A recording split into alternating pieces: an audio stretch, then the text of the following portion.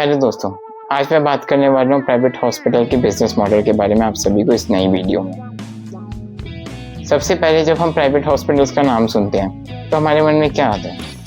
Top class treatment और high class bed. लेकिन एक सवाल और आता है कि क्या ये हॉस्पिटल सच्ची में हमारी जान बचाने के लिए बने हैं प्राइवेट हॉस्पिटल्स, या फिर हमसे उनका प्रॉफिट कमाने?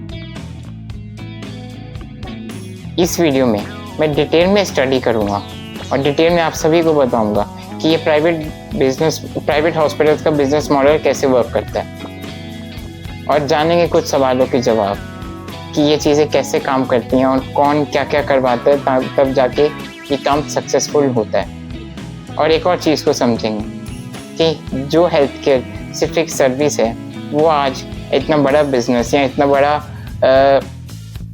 एम्पायर बन के कैसे रह गया। तो इस वीडियो में बने रहिएगा इन सवालों का जवाब जानने के लिए।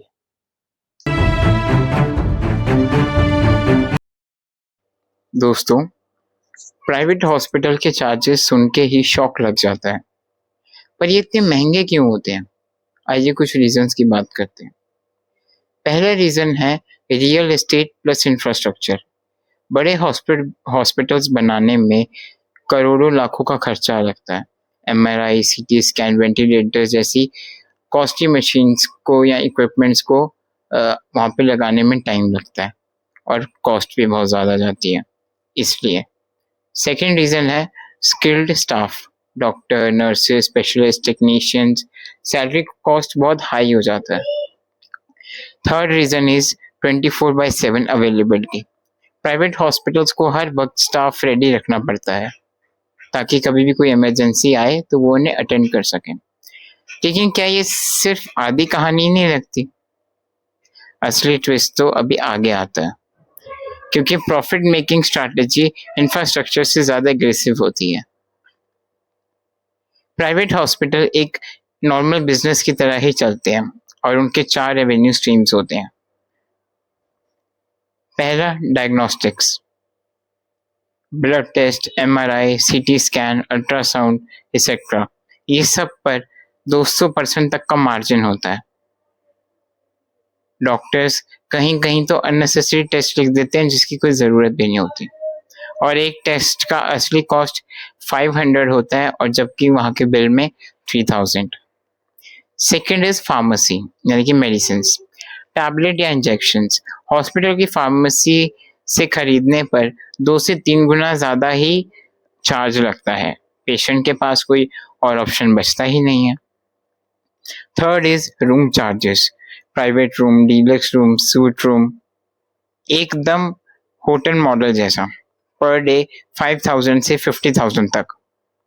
एंड ये मिनिमम है, डिपेंड करता है कि आप कितने बड़े प्राइवेट हॉस्पिटल में जाते हैं उस पर।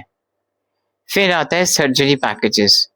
अगर बाईपास सर्जरी करानी है तो 3 से 6 लाख रुपए लगेंगे। अगर कोई नॉर्मल सर्जरी करवानी है तो 30,000 से 40,000 बेयर मिनिमम लगेंगे। ये पैकेजेस में फिक्स कॉस्ट होती है, प्रॉफिट मार्जिन बहुत हाई होता है। और सबसे बड़ी सीक्रेट की बात पता है क्या है? डॉक्टर्स के ऊपर प्रेशर, पेशेंट को बचाने का नहीं। कई प्राइवेट हॉस्पिटल डॉक्टर्स को टारगेट देते हैं कि आप जितनी ज़्यादा सर्जरीज करोगे, जितने ज़्यादा टेस्ट रेकमेंड करोगे और जितने ज़्यादा लोगों को अपने पास या अपने हॉस्पिटल में एडमिट करोगे, उस हिसाब पे आपको प्रॉफिट मार्जिन का शेयर मिलता है। मतलब हेल्थ नहीं, नंबर मैटर करते हैं। अब ये देखते हैं कि पेशेंट को एक्सप्लॉइट किया कैसे जाता है। हर इंडस्ट्री में अपसेलिंग होती है, पर हेल्थ केयर में upselling is dangerous. Private hospital में कुछ कॉमन टैक्टिक यूज होती हैं। First is unnecessary test. Sir MI करा लीजिए, CT स्कैन वापस कराओ, मोस्टली प्रिकॉशन के नाम पर, लेकिन असली मतलब सिर्फ प्रॉफिट से। सेकेंड इज ICU का ओवर यूज। स्टेबल पेशेंट को भी ICU में एडमिट कर दिया जाता है। ICU के चार्जेस 1-2 दिन में ही 3 से 4 गुना बढ़ जाते हैं। थर्ड इज इमरजेंसी का फियर फैक्टर। फैमिली को पैनिक में डालकर ये बोल दिया जाता है कि अर्जेंट सर्जरी करनी पड़ेगी, अदरवाइज हम पेशेंट को नहीं बचा पाएंगे, जिसके जिसके पास जिसके मुकाबले में कंज्यूमर के पास कोई टाइम नहीं होता डिसाइड करने को। तो उसे मजबूरन करना ही पड़ता है। लॉन्ग हॉस्पिटल स्टे, डॉक्टर बोलते हैं एक दिन और रुक जाओ, सेफ रहेगा, बट क्वाइटली उनका बिल डबल हो जाता है। Fifth is medical insurance exploitation, जिनके पास इंश्योरेंस होता है उनसे और भी ज्यादा चार्ज किया जाता है। Insurance claim is equals to hospital का फुल पैसा। सब प्राइवेट हॉस्पिटल ऐसे नहीं होते दोस्तों, ये मैं कुछ प्राइवेट हॉस्पिटल्स की बात कर रहा हूँ जो सच्ची में बिजनेस मेकिंग है। सारे प्राइवेट हॉस्पिटल करप्ट नहीं होते हैं, कई hospital genuinely life saving work करते हैं, उनके पास लेटेस्ट मशीन, बेस्ट डॉक्टर्स होते हैं। इंडिया में टॉप सर्जरीज भी प्राइवेट हॉस्पिटल में ही करते हैं।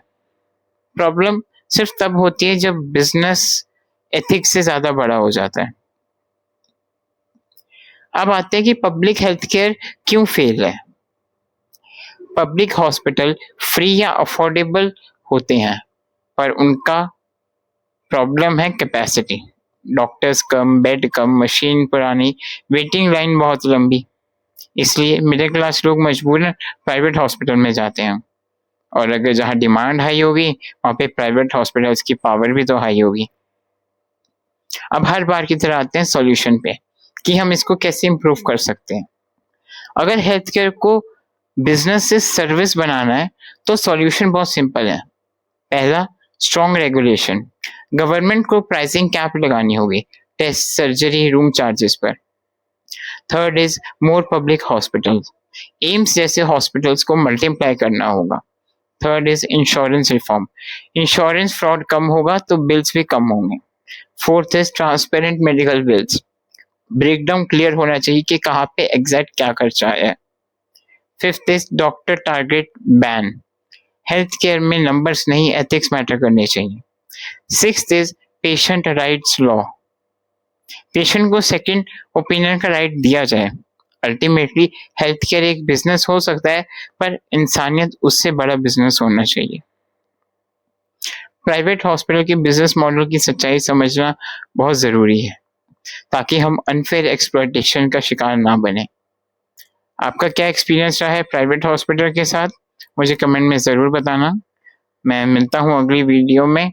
ये था AS explains. Thanks for watching.